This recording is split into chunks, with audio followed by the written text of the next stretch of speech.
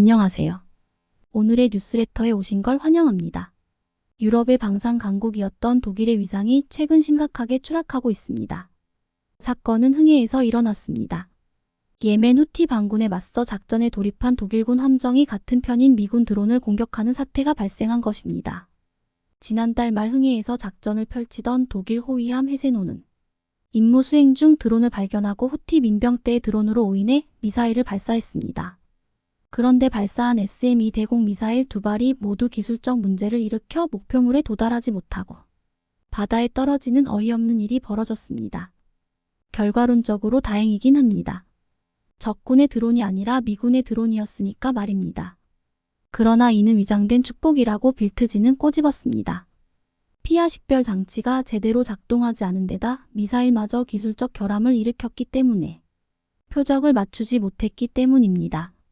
한마디로 적군과 아군을 식별하는 시스템과 미사일 성능에 심각한 결함이 의심된다는 비판을 들어도 할 말이 없는 상황이 벌어진 것입니다. 독일 헤세노에 장착된 SM-2 미사일은 2만 m 높이까지 솟아오를 수 있다고 알려져 있었습니다. 그런데 이번 오인 발사 당시 미군 드론의 비행 고도는 겨우 12,000m였던 것으로 알려졌습니다. 결국 최대 작동 고도보다 한참 낮은 지점에 위치해 있었는데도 도달하지 못하고 바다에 추락한 것이 만천하에 드러난 겁니다. 더구나 길이 143m, 무게 5,800톤의 헤세노는 독일에서 무장 능력이 가장 뛰어난 것으로 평가받는 작센급 이지스 호위함인데요. 한때 전 세계 최고 수준의 방산 기술을 가졌다고 평가받던 독일이었지만 이번 사건으로 이미지에 큰 흠집이 나고 말았습니다. 이번 사건은 특히 유럽에 의미가 있습니다. 당장 국방력을 강화해야 하는 유럽 입장에서 믿었던 독일마저 심각한 수준을 드러냈기 때문입니다. 최근 유럽에서는 나토의 동진을 막겠다는 러시아의 전쟁 명분이 2년 만에 부메랑이 돼 돌아왔습니다. 핀란드에 이어 스웨덴이 200년 이상 이어온 중립국 노선을 버리고 나토의 32번째 회원국으로 합류해 나토가 외려 러시아의 발트해 앞마당까지 세력을 확장한 것입니다. 핀란드와 스웨덴의 나토 합류는 러시아가 발트해에서 나토 동맹국에 완전히 포위되는 것을 의미합니다. 나토는 발트의 중앙에 있는 스웨덴 고틀란드 섬을 중심으로 대러 방어선을 구축했고 러시아 해군의 진출을 봉쇄할 수 있게 됐기 때문입니다. 과거 옛 소련의 바다였던 발트해가 사실상 나토의 바다가 된 셈입니다. 이를 두고 토니 블링컨 미국 국무장관은 푸틴의 우크라이나 침공이 러시아에 안긴 전략적 참패라고 평가했습니다. 그런데 북유럽으로의 외연 확장이란 수학에도 불구하고 요즘 나토는 마냥 웃을 수는 없는 상황입니다. 우크라이나 전쟁이 3년 차에 접어들며 나토 그중에서도 유럽 회원국들의 안보 불안이 고조되고 있기 때문입니다. 가장 큰 화두는 미국 없는 유럽 안보로 인한 위기감입니다. 여기에 우크라이나군이 동부 격전지 아우디이우카를 비롯해 주요 전선에서 잇따라 패퇴하는 등 심상치 않은 전쟁 상황도 불안감을 키우고 있습니다. 따라서 지금 유럽 주요국들은 저마다 무기 생산 시설을 늘리고 자체 방위력 증대를 강조하는 등 대책 마련에 분주합니다. 그래서 더욱더 한국 방산을 구하려고 안간힘을 쓰는 모습인데요. 그럼에도 유럽은 방산 강국이었던 과거의 영화에서 벗어나지 못하고 있습니다.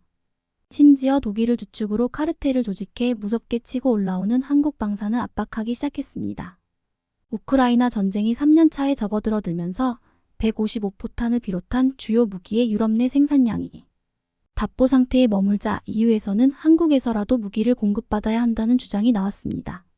우크라이나에 155포탄 100만 발을 지원하겠다는 약속을 아직까지 지키지 못하고 있기 때문입니다. 최대 원조국인 미국도 의회 내 공화당 강경파들의 발목이 잡혀 약 81조 원 규모의 우크라이나 추가 원조 패키지를 수개월째 처리하지 못하면서 우크라이나는 궁지에 몰린 상황입니다. 그래서 지금 나토 일각에서는 충분한 무기 생산 능력을 갖춘 한국이 대안으로 떠올랐습니다. 나토의 한 당국자는 모두가 국내 시장이 이익을 보길 원하고 있다. 하지만 편협한 지역 주의에 사로잡혀선 안 된다. 최선의 거래처가 한국이라면 우린 한국제를 사야 한다고 주장했습니다. 그러나 한국산 무기가 유럽 내 점유율을 높여가면서 주력 시장을 뺏길 수 있다는 위기감에 독일과 프랑스, 영국 등 유럽 주요 방산업체들이 카르텔을 형성하기 시작했습니다. 자국 내 무기 생산 능력과 성능을 높이는 동시에 수출을 막기 위한 암묵적 카르텔을 형성해 압박을 가하고 있는 것인데요. 유럽이 안방을 뺏길까봐 이제 K방산에 대해 엄청난 견제에 나선 것입니다. 한국산 무기의 유럽 시장 확대에 가장 제동을 걸고 나선 나라는 독일입니다. 지난 20년 넘게 독일은 전차 강국답게 전차 최다 수출국 1위를 지키고 있었습니다. 하지만 K전차가 주요 수출국이었던 폴란드 시장을 휩쓸자 독일이 한국을 견제하기 시작했습니다. 로이터 등 외신에 따르면 독일 라인메탈은 최근 우크라이나에 탄약 생산 공장을 신설하겠다는 계획을 발표했습니다. 이곳에서 155포탄을 생산할 계획인데요. 한국을 견제하겠다는 의도가 다분히 보이는 결정입니다. 155포탄은 독일의 PGH-2000을 포함해 서방권의 자주포가 널리 채용하는 구경으로 K9도 같은 구경을 써 그야말로 한국과의 경쟁 모델이기 때문입니다. 심지어 현대로템 K전차 수주가 확실시됐던 노르웨이 사업의 경우 독일 레오파르트 EH 수주로 돌아섰습니다. 수주를 위해 독일은 당초 러시아에서 수입하던 천연가스 거래처를 노르웨이로 옮기는 파격적인 조건까지 제시했습니다. K전차 가격은 독일산보다 2.5배 저렴하고 표적 획득 처리 속도는 더 빠르지만 천연가스 거래처라는 결정적 당근을 내밀자 한국은 독일산에 밀릴 수밖에 없었습니다. 라인메탈은 올해부터 우크라이나에서 푹스퓨쿠스 장갑차와 링스링크스 보병 전투 차량 등도 생산하겠다고 밝혔습니다. 링스는 한화가 호주에 수출한 레드백 장갑차와 경쟁했던 기종인데요. 독일이 이런 식으로 생산 능력 확대를 통해 단가를 내리는 방식으로 레드백의 유럽 진출을 막으려는 것입니다. 독일만이 아닙니다. 우크라이나에 무기를 공급하기 위해 제3국에서 무기를 수입하는 방안이 나오자 가장 반대한 건 프랑스였다고 합니다. K방산을 견제하기 시작한 것인데요.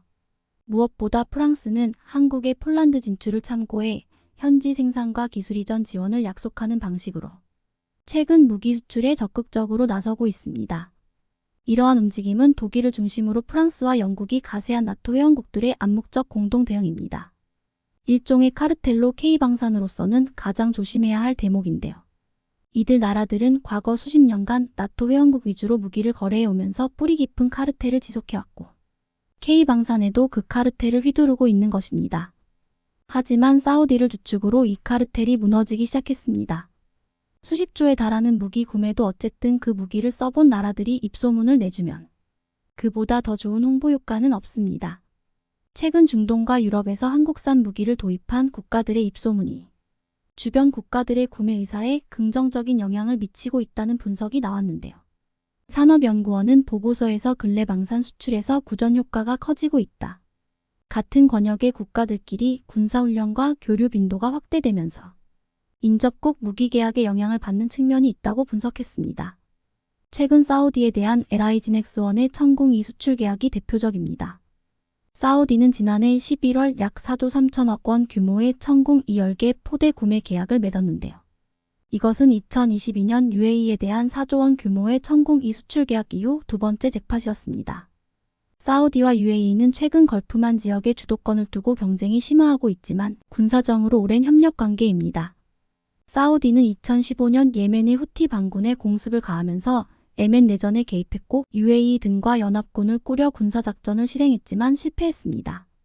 이후 사우디와 UAE를 노린 후티 반군의 공습이 이어지고 있는데요. 2022년 1월에는 후티 반군이 UAE의 아부다비 국제공항에 드론 공격을 하자 사우디가 주도하는 동맹군이 보복 공습에 나선 바 있습니다. 이렇듯 중동 지역에서 방공 무기체계 수요가 큰 상황에서 UAE가 성공적으로 천궁2를 도입하면서 사우디의 결정에 영향을 미친 것으로 보입니다. 따라서 UAE, 사우디와 인접한 카타르로의 수출 가능성도 점쳐지고 있습니다. 최근 한국은 UAE, 사우디, 카타르 국방장관을 연달아 만나 국방방산 협력을 강화하기로 했는데 이 모든 게 다 연관되어 있습니다. 러시아 우크라이나 전쟁 이후 군비를 증강하고 있는 동유럽도 비슷합니다. 한화 에어로스페이스는 폴란드와 2022년 7월 K9 자주포 672문을 공급하는 내용의 기본 계약을 맺었고 같은 해 8월 1차 실행 계약 212문, 지난해 12월 2차 실행 계약 152문을 체결했습니다. 1차 실행 계약 2개월 만인 2022년 10월 초도 물량 24문을 출고한 이후 순조롭게 납품 중인데요. 루마니아 역시 올해 상반기 K9 54문을 도입하는 것이 유력한데 폴란드는 남쪽, 루마니아는 북쪽 국경을 우크라이나와 맞대고 있으며 두 나라는 NATO 회원국이면서 군사협력을 강화하고 있다는 공통점이 있습니다. 또한 두 나라는 상대국의 군대를 상호 주둔시키고 있고 지난해 3월에는 방위산업 공동기술위원회를 설립해 무기체계를 함께 개발하기로 했는데요. 폴란드가 K9 자주포와 함께 FA-50 천무다연장 로켓 K 전차를 도입한 만큼 따라서 이 무기체계들이 앞으로 루마니아에도 도입될 가능성이 있습니다. 우선 루마니아는 보병 전투장갑차 도입 사업에서 한화에어로스페이스의 레드백 장갑차를 후보 기종으로 검토하고 있는데요. K9 자주포에 이어 레드백도 수출된다면 한국 방산이 유럽의 K방산에 대한 견제 카르텔을 뚫고 이뤄낸 또 하나의 성과가 될 것입니다. 2025년에는 수직발사관 신문을 장착한 3600T급 잠수함을 진수할 예정이다. 대한민국 해군의 잠수함 전력은 무한한 동력원을 탑재한 잠수함을 건조하는 것을 목표로 힘차게 전진하고 있다. 지난달 30일 서울 해군호텔에서 개최된 세미나에서 이용희 잠수함 연맹회 장이 놀라운 개회사로 시작했습니다.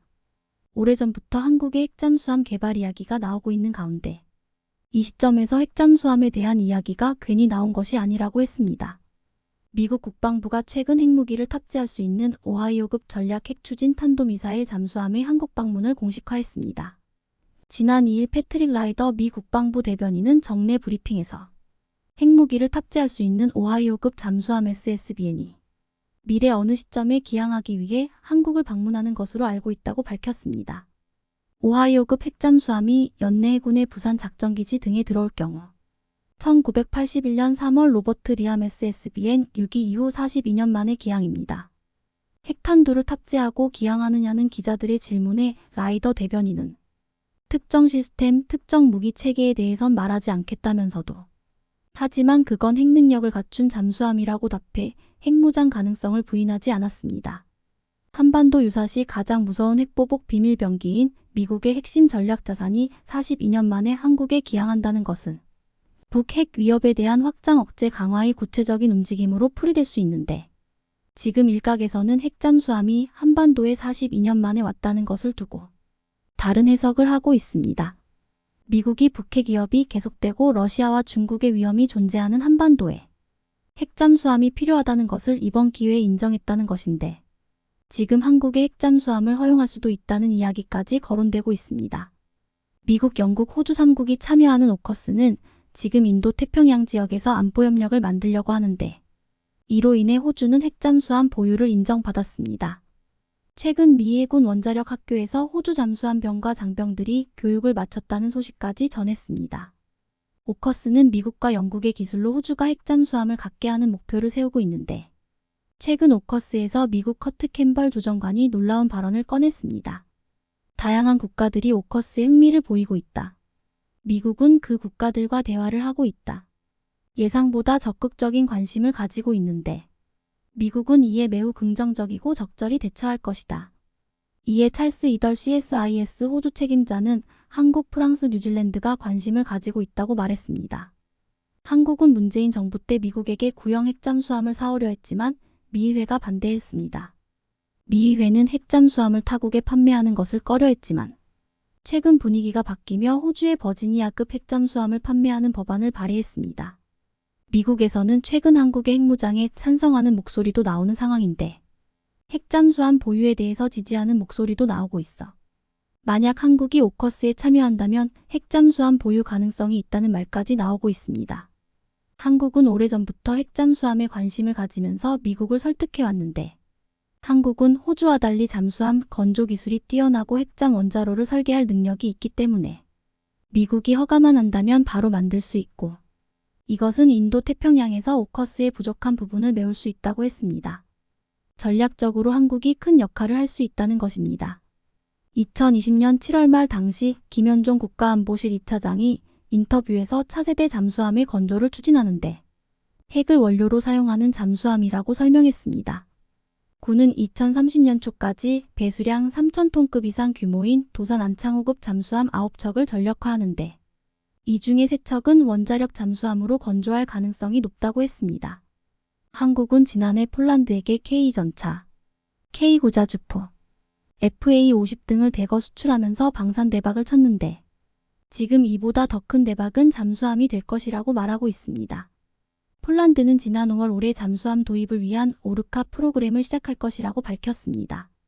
폴란드는 한국을 의식했는지 그동안 EU에 국한된 입찰에서 역외 입찰로 변경함으로써 한국이 참여할 수 있게 되었습니다. 폴란드는 지난 10년 동안 최대 3대의 잠수함을 찾고 있었지만 지금까지의 요구사항을 만족하는 잠수함을 선정하지 못했습니다. 지난 2017년 말 프랑스, 독일, 스웨덴이 후보에 올랐지만 결국 무산되었습니다. 폴란드 부하 슈차크 장관은 수중에서 고속으로 장기간 은밀하게 기동할 수 있어야 하며 어뢰는 물론 침략자의 영토 깊숙이 있는 목표물을 타격할 수 있는 순항 미사일을 운용할 수 있어야 한다고 말했습니다. 한국이 만든 3000T급 잠수함 장보고2는 장기간 수중 항해를 할 수 있고 일부 선진국만이 보유한 잠수함 발사 탄도미사일 SLBM로 전략적 타격을 할 수 있습니다. 또한 장보고 3는 AIP 공기부료 추진체계와 리튬 전지를 탑재해 높은 기술력을 가지고 있는데 폴란드가 말한 그 조건은 마치 한국산 잠수함을 사겠다는 말처럼 들렸습니다. 또한 캐나다도 원자력 추진 잠수함이 아닌 재래식 잠수함이면서 장거리 자막 능력을 갖춘 잠수함을 찾고 있습니다. 캐나다는 3000톤급 이상 중형급 잠수함 812척을 원하는데 운영 유지비를 포함한 총 비용이 무려 80조 원 규모로 추산되고 있습니다. 이러한 조건의 잠수함을 수출할 수 있는 나라는 한국과 일본밖에 없는데 대우조선해양의 DSM-23천은 일본에 없는 SLBM을 달 수 있어 공격력에서 앞서는데 일본 다이계급 잠수함도 수중 작전 능력은 세계 최강 2서 맞대결을 펼칠 것이라고 했습니다. 그런데 캐나다가 일본이 아닌 한국의 잠수함을 선택할 가능성이 높은 이유는 최근 캐나다가 신형 잠수함 도입 사업에서 후속 군수 지원 능력의 점수를 높게 평가할 계획이라고 밝혔기 때문입니다. 현지 기술 도입 형식의 건조와 잠수함 운용 요원 교육 훈련, 잠수함 운용 자문 등 분야인데 이미 여러 척의 잠수함 수출, 운용 요원 교육 경험이 있는 한국이 큰 강점을 가지고 있습니다. 전투함 수출 경험이 전혀 없는 일본과 비교하면 한국은 절대적인 우위를 가진다고 했습니다. 또한 한국은 폴란드와 캐나다 외에도 지금 인도에서도 잠수함 사업에서 러브콜을 받고 있습니다. 한화에어로스페이스는 인도에 K구자 주포를 수출하면서 적시 납품 및 기술 이전으로 매우 성공한 사례로 현지에서 평가받고 있습니다. 한화그룹은 이번에 대우조선해양을 인수해 한화오션으로 사명을 변경했는데 인도는 오랜 신뢰로 한화오션이 만드는 잠수함까지 큰 관심을 가지고 있다고 알려졌습니다. 한화오션은 3000톤급 잠수함 DSM-23천을 인도에 제안하면서 업계에서는 한국과 독일의 경쟁이 될 거라는 분석이 있는데 한국 잠수함을 선택한다면 7조 원 규모가 될 것이라고 했습니다. 한국의 방산이 잘 나가자 일본은 내십배합화하고 있는데 잠수함에 있어서는 한국을 제치고 반드시 이기려고 할 것이라고 보고 있습니다. 일본은 이번에도 무기 수출 경험이 전무하다는 것이 문제가 되고 있는데 국제사회에서 여러 번 굴욕을 당하고 한국이 결정적인 역할까지 했다고 했습니다. 일본이 가장 먼저 수출을 생각한 장비는 US-2 수상 비행정이었습니다. 수상 비행정은 헬기보다 속도도 빠르고 탑재량도 많아 먼 바다의 수상사고에서 구조할 때 유용합니다. 일본은 이를 인도에 수출하려 했습니다. 과거 아베 전 총리와 인도 모디 총리는 3년간 10차례나 회담을 했지만 끝까지 일본이 가격을 너무 비싸게 불러서 성사되지 못했습니다. 이후 일본은 수송기 C를 UAE에 수출을 추진했는데 개발이 5년 넘게 지연되면서 원래 가격보다 40% 상승하고 사막 지형과 군용 야전 비행장의 이착륙이 어려워서 수출이 좌절되었습니다. 일본의 가장 참담한 실패는 과거 호주 잠수함 사업인데 친일 노선을 걷던 토니 총리 시절 일본의 소류급 잠수함 도입이 거의 성사되는 것 같더니 결국 정권이 바뀌고 프랑스에게 패배했습니다. 일본이 가장 자신있게 여겼던 수출은 지난 2017년 뉴질랜드에 팔려고 한 P1초계기입니다. P1초계기는 일본이 어떤 적의 잠수함도 탐지할 수 있다고 자랑하는 전략적 무기로 미군의 P8 포세이돈에 필적하는 성능의 최첨단기라는 평가를 받으며 해외 무기 수출을 희망하는 일본이 최고로 뽑는 야심작이었습니다. 당시 일본 언론들은 일본 정부가 처음으로 수조 원대의 초계기 수송기 수출을 위한 협상에 들어갔다며 성사되면 2014년 일본의 무기 수출 금지 조치 폐지 후 첫 대규모 무기 수출이 될 것으로 보도했습니다. 일본은 당시 뉴질랜드에서 지진이 낮아 피해 상황 파악을 지원한다는 명분으로 자위대 P1 초계기를 현지에 파견하기도 했습니다. 방위성의 한 간부는 뉴질랜드의 P1 초계기에 대한 인상을 심어주려는 노림수가 있었다고 니온 게이자이에 말하기도 했습니다. 하지만 결국 뉴질랜드는 미국 해군의 P8 초계기를 선택했습니다. 일본은 포기하지 않고 2019년에도 P1 초계기를 영국에 수출하려 했습니다. 하지만 역시나 이번에도 미국의 P8에 패배했습니다. 그런데 당시 이것이 한국 때문이었다는 말이 나왔습니다. 2018년 말부터 2019년 초에 일본 P1 초계기가 동해상에서 한국 구축함 광개토대왕함을 근접 촬영하면서 한일 양국 간에 큰 논란이 되었습니다. 당시 한국과 일본이 서로 치열하게 공방전을 펼치면서 한국은 P11 자랑하는 최첨단 전자전 장비와 전자정보 수집 ESM 장비가 실전에서 함선의 레이더도 제대로 구분하지 못한다는 사실을 밝혀냈습니다. 이러한 사실이 알려지면서 P1 초계기는 신뢰가 떨어지며 영국 수출에 적잖게 영향을 주기도 했습니다. 최근 잘 나가는 한국과 극단적으로 대비되는 일본 방위산업은 완전하게 수출 시장에서 실패했습니다. 이것은 일본의 과도한 자신감과 오만한 세일즈 방식을 비롯해 수요자가 원하는 맞춤형 제품 생산에 실패했기 때문으로 보고 있습니다. 일본의 대기업들은 대부분 방위산업에서 철수했고 한국의 대기업들은 대규모 투자와 연구개발로 서로 경쟁하며 방위산업에서도 시너지를 내고 있습니다.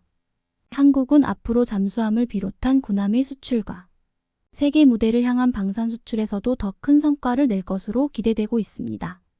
루마니아가 K2전차와 K 고자 주포를 도입해 군사력을 강화할 것이다. 미국 디펜스 뉴스 디펜스 누즈. 최근 노르웨이에 이어 리투아니아도 독일 레오파드 2 전차를 구매하기로 하면서 한국의 K2 전차가 유럽에 진출하기가 얼마나 어려운지를 다시 한번 보여줬다고 했습니다. 그런데 이 와중에 폴란드에 이어 루마니아가 한국산 2 전차 300대를 도입한다고 해서 주목되고 있습니다. 루마니아는 구형인 루마니아 주력 전차 TR-85M1 비조놀비아이지오엔유엘을 대체하기 위해 신형 전차 도입을 서두르고 있습니다. 이미 미국의 에이브럼즈 전차를 54대 구입했지만 앞으로 300대의 전차를 더 도입하겠다는 계획을 세우고 있습니다. 독일 레오파드 레퍼드 EA8 전차도 후보가 되었지만 폴란드가 현대로템의 K2 전차를 구매하면서 한국산 무기로 눈을 돌렸습니다.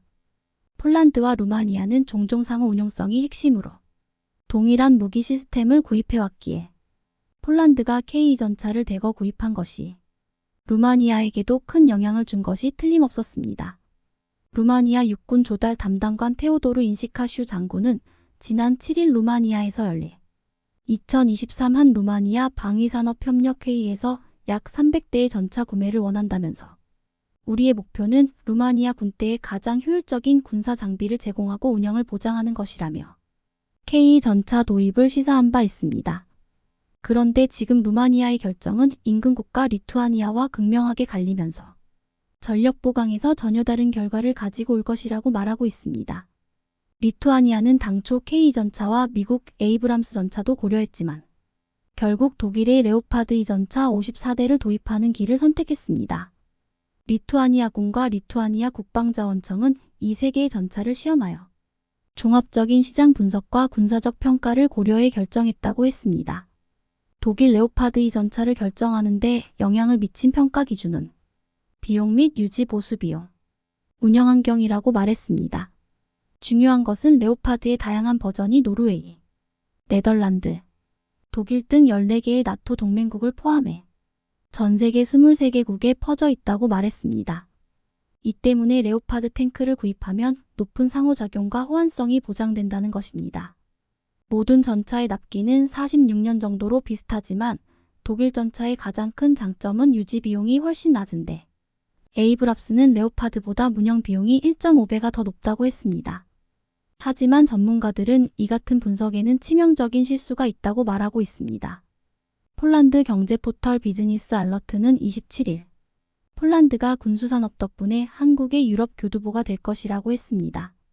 폴란드와 한국의 협력은 무기 구매에만 국한되지 않고 에너지, 통신, 기술 4.0 및 건설 부문에서도 개발되고 있다고 했습니다. 그러면서 폴란드는 왜 프랑스와 독일이 아닌 한국에서 무기를 도입했는지를 설명해줬습니다. 한국에서 주문한 장비를 비교적 짧은 시간 만에 인도할 수 있는데, 반면 독일과 프랑스는 현재 생산 능력이 매우 낮기 때문에 주문이 훨씬 더 오랜 기간 동안 이행된다고 말했습니다. 이것의 가장 좋은 예는 레오파드에 대한 노르웨이의 주문인데, 이는 단 54대가 8년 만에 인도가 완료될 예정이라고 했습니다. 반면 동시에 한국은 4년 안에 폴란드의 KE 전차 180대를 인도할 예정이라며 극단적으로 대비된다고 했습니다. 한국은 3배의 양을 절반의 시간에 인도해내는 무서운 생산력을 가지고 있다는 것입니다. 그렇다면 먼저 주문한 노르웨이도 8년 만에 54대를 받게 되는데, 이제 주문한 리투아니아는 앞으로 전차를 받으려면 10년 이상이 걸릴 수밖에 없을 것으로 보이고 있습니다. 한 국내 네티즌은 리투 애들은 신형 전차를 2035년 이후에나 받을 수 있으려나? 라고 묻기도 했습니다. 이것이 지금 루마니아가 독일 전차 도입을 포기하고 한국산 KE 전차를 도입하려 하는 중요한 이유이기도 합니다. 덴마크 방위산 업체 관계자 모겐스 R. 모겐센은 한국의 KE와 K9의 연간 생산 능력에 대해서 말했습니다. 모겐센은 현재 현대로템과 한화가 생산 능력을 2배로 늘리고 있다며, KE 전차는 연간 15만 180대, K9 자주포는 연간 30만 320대, K10은 연간 150대를 생산할 수 있게 된다고 말했습니다. 이 정도 생산력은 지금 1년 안에 웬만한 국가의 육군 전력을 만들 수 있는 놀라운 양입니다.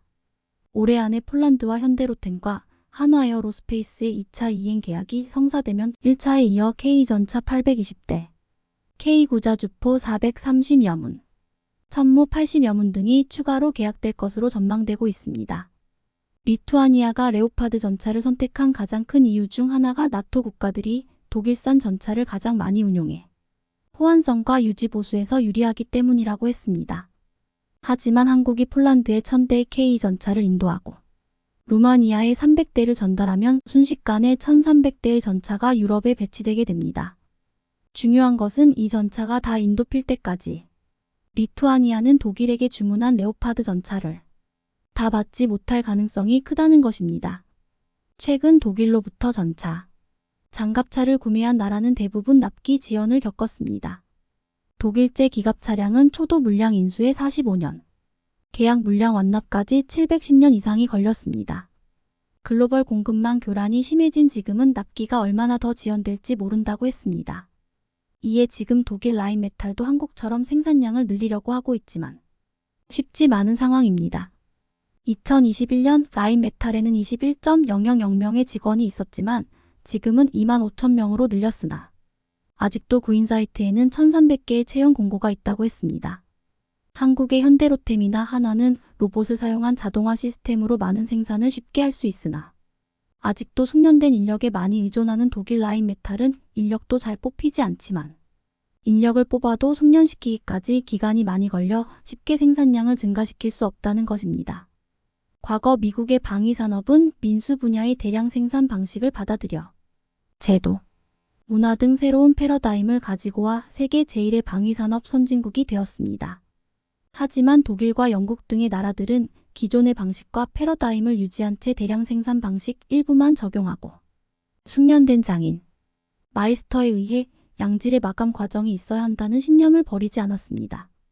이로 인해 독일은 아직도 전통적인 숙련공인 마이스터 위주의 노동할당 방식을 지금도 쓰고 있습니다. 반면 한국은 미국의 대량 생산 방식에 더해 로봇 시스템을 적극적으로 도입해 생산량에서는 획기적인 발전으로 전 세계를 선도해가는 국가가 되었습니다. 미국 로키드 마틴 관계자들도 KF-21 공장에서 자동화 시스템을 보고 입을 다물지 못할 정도였습니다. 한화 에어로스페이스의 창원 공장은 1의 1000분의 1에 해당하는 미크론 단위의 초정밀 가공이 가능한 세계 유일한 스마트 팩토리입니다. 창원 공장에 들어서면 사람이 범접할 수 없는 로봇들의 세상이 펼쳐진다고 했습니다. 사람들은 무인문판 로봇이 지나가는 광경을 지켜보며 로봇이 사람들을 알아서 피해 다닌다고 했습니다. 숙련된 인력들이 할 수 있다는 용접을 이 공장에서는 로봇이 전담하고 있는데 50% 수준이었던 로봇 용접을 최근에는 70%까지 끌어올렸다고 했습니다. K전차를 만드는 현대로템 공장에서도 현대차의 자동화 시스템으로 엄청난 속도의 생산이 이뤄지고 있습니다. 장갑차의 경우 9개의 조립 공정을 거치는데 자동차 생산 공장처럼 자동화된 컨베이어 벨트를 이용해 이동시키고 있습니다. 또한 턴오버 장치를 이용하면 무거운 차체를 180도 뒤집어 하부 작업을 빠르고 편하게 할 수 있습니다. 현대로템 관계자는 지난 40여 년 동안 축적한 기술력과 현대자동차 그룹의 자동차 생산 노하우가 적용된 결과라고 말했습니다.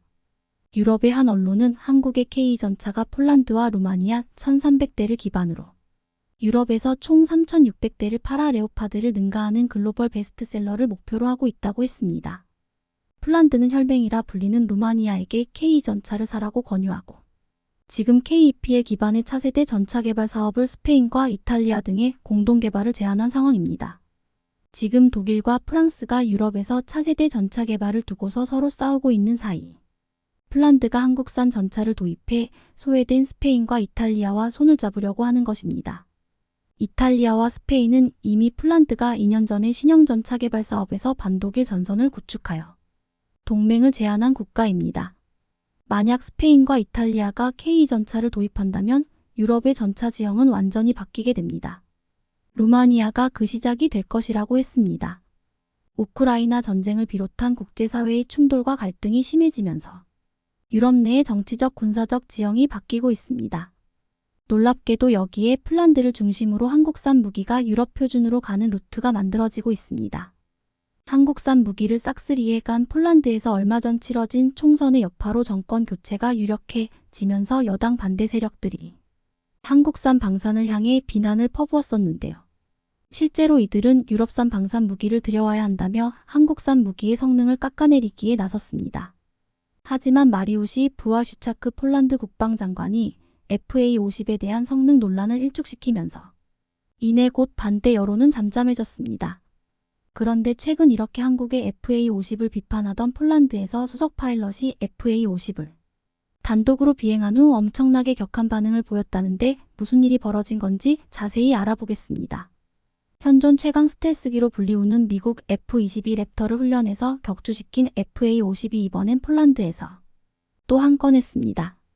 최근 폴란드 야당에서 FA-50의 작전 능력이 낮다는 지적이 나왔던 사실이 민망해질 만큼 폴란드 공군을 뒤집어 놓은 일이 벌어진 건데요.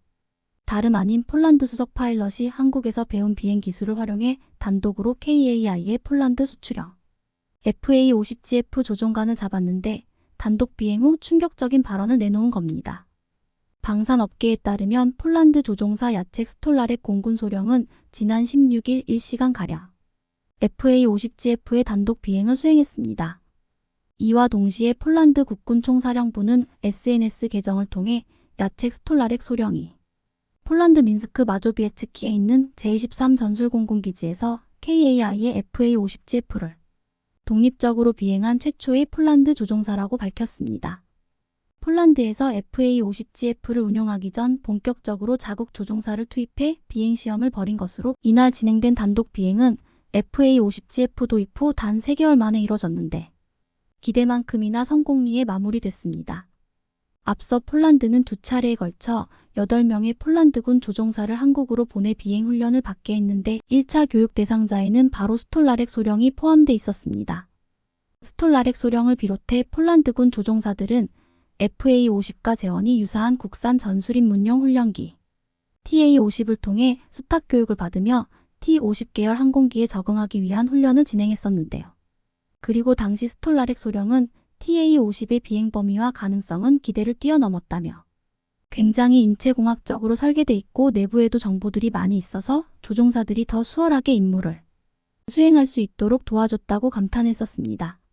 그러면서 그는 한국에서 한 모든 경험, 배운 모든 비행 기술은 폴란드에서 임무를 완수하는 데 도움이 될 것이라며 폴란드로 돌아가서도 지속적인 훈련을 통해 FA-50 비행 경험을 쌓아 교관이 되고 싶다고 소회를 밝혔었습니다. 이렇듯 앞서 TA-50 수탁 교육으로 우리와 인연을 맺었던 스톨라렉 소령이 이번에 또 다시 특별한 인연을 과시했는데요. 방산업계에 따르면 한국에서 수탁 교육을 마치고 폴란드로 복귀한 폴란드군 조종사들은 FA-50GF 후방석에 올라 비행 감각을 잃지 않으려고 주기적으로 후방석에 탑승했던 것으로 전해집니다. 실제로 한국에서 교육을 받을 당시에도 폴란드군 조종사들은 누구보다 진지하게 공격적으로 훈련에 임하는 모습을 보이는 등 우리 공군이 감탄하지 않을 수 없었다고 합니다. 그것도 그럴 것이 사실 폴란드에서 주로 운용했던 미그 29와 T-50 계열이 시스템이 다른데 T-50의 항공기 컨트롤 시스템이 전자적으로 돼 있어 최첨단 전투기에 대한 비행 감각을 새로 익혀야 했기 때문입니다. 그리고 폴란드 조종사들의 이런 노력으로 FA-50GF 도입 후 불과 3개월 만에 단독 비행을 성공적으로 마칠 수 있었던 것으로 보입니다. 폴란드 매체에 따르면 야첵 스톨라렉 소령은 이번 비행 준비는 일주일 전부터 시작됐다며 비행 구역까지 단독 비행을 수행한 후 착륙을 위한 여러 가지 기동 훈련을 수행했다고 인터뷰에 응했습니다. 이에 앞서 폴란드 제23대대 대변인이자 FA-50 엔지니어인 마신 비오알류티에이 중령은 오늘은 매우 특별한 날이라며 미그 29의 30년 역사를 마무리하고 FA-50이라는 새로운 시대를 여는 날이기 때문이라고 밝히는 등 폴란드 군에서 이 날을 얼마나 중요하게 여기는지 알 수 있었는데요. 그러면서 그는 조종사를 비롯해 FA-50을 운영하기 위해 모든 노력을 기울인 팀 전체가 자랑스럽다며 우리는 단기간에 훌륭한 성과를 냈다고 말했습니다. 폴란드 현지 매체에 따르면 이날 진행된 FA-50 단독 비행은 앞서 9월에 폴란드로 인도된 6호기로 이뤄졌으며 1시간 동안 다양한 기동 비행을 선보이며 성공적으로 단독 비행을 마무리했습니다. 폴란드는 이달 초 FA-50GF를 2기를 확보하면서 총 10기를 보유한 상태입니다. KAI는 작년 9월 폴란드와 FA-50 48기 수출 계약을 체결하면서 연말까지 FA-50GF 12기를 납품하고 나머지 36기는 폴란드 공군의 요구사항에 맞춰 성능을 개량한 FA-50PL로 인도할 예정입니다.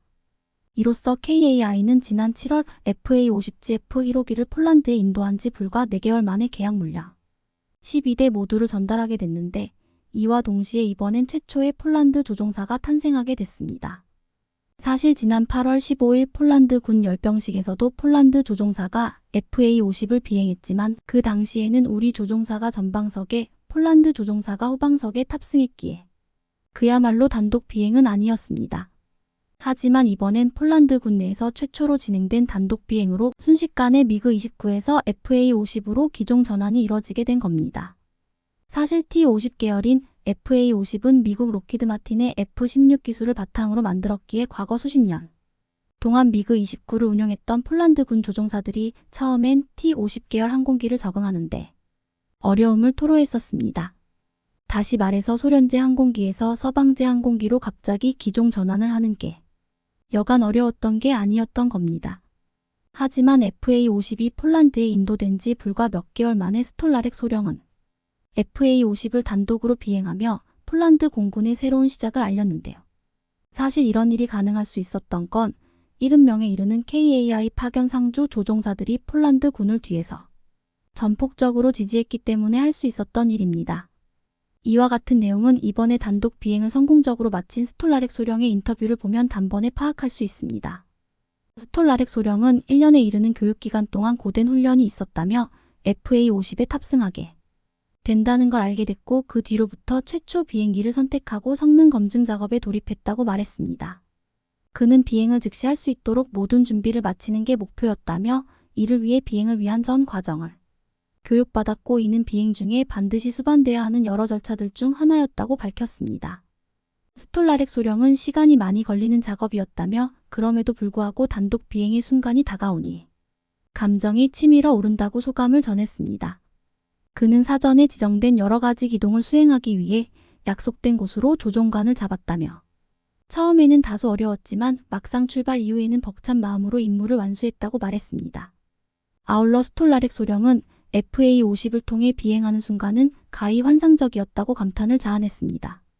이번에 야첵 스톨라렉 소령의 단독 비행은 폴란드 공군이 새로운 항공기 운용에서 완전한 독립을 달성하기 시작했음을 의미하는데요. 또 23기지의 공군 공병 등이 FA-50의 엔지니어링과 항공 서비스가 가능함을 보여주는 대목이기도 합니다. 이런 이유로 이번 단독 비행 성공 이후 폴란드 국군 총사령부 공식 SNS에는 조종사, 엔지니어, 항공 부서의 놀라운 성과를 진심으로 축하드린다. 자부심을 느낀다라는 글을 올리며 곧바로 축하의 메시지를 전했습니다.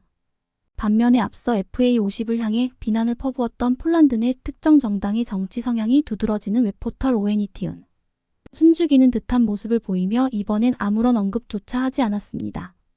이렇듯 이번에 FA50의 단독 비행 성공으로 폴란드 일각에서 존재했던 FA50과 관련된 루머가 하루아침에 사라지며 억지 주장이 모두 반박되는 상황이 펼쳐진 겁니다. 그런데 최근 폴란드에 인도된 FA50 동체 하부의 의문이 이것이 발견되면서 궁금증을 자아내고 있는데요. 방산업계에 따르면 최근 폴란드에 인도된 FA50GF의 조종석 동체 하부에 진한 회색의 도색이 칠해진 사실이 폴란드 SNS를 통해 공개됐습니다. 그런데 현재 FA50 계열 항공기를 운용하는 그 어떤 나라에서도 발견할 수 없었던 거라 더욱더 궁금증을 자아냈습니다. 사실 이는 도그파이트 등 근접 공중전에서 적의 조종사를 기만하기 위해 동체 하부에 가짜 조종석 모양을 도색한 것으로 실제로 가짜 캐노피라고 불립니다. 매우 직관적인 형태의 스텔스로 적군이 정확한 공격 지점을 파악하기 어렵게 만들고 적의 공격을 회피할 수 있게 합니다. 따라서 폴란드에서는 FA50를 공중전 임무에 투입하는 걸 염두에 두고 있으며 이와 동시에 FA52 훈련기 이상의 전투기에 버금가는 성능을 갖고 있다는 사실을 방증해주는 대목이기도 합니다. 이런 가운데 최근 KAI가 폴란드와 한국형 초음속 전투기 KF-21 보람의 수출 협상에 나선다는 소식이 전해지면서 방산업계가 들썩이고 있는데요. 실제로 그동안 폴란드는 KF-21 사업 참여 의향을 꾸준히 보여왔는데 이번에 그 물꼬를 트는 것 아니냐는 관측이 제기되고 있습니다. 시청해주셔서 감사합니다.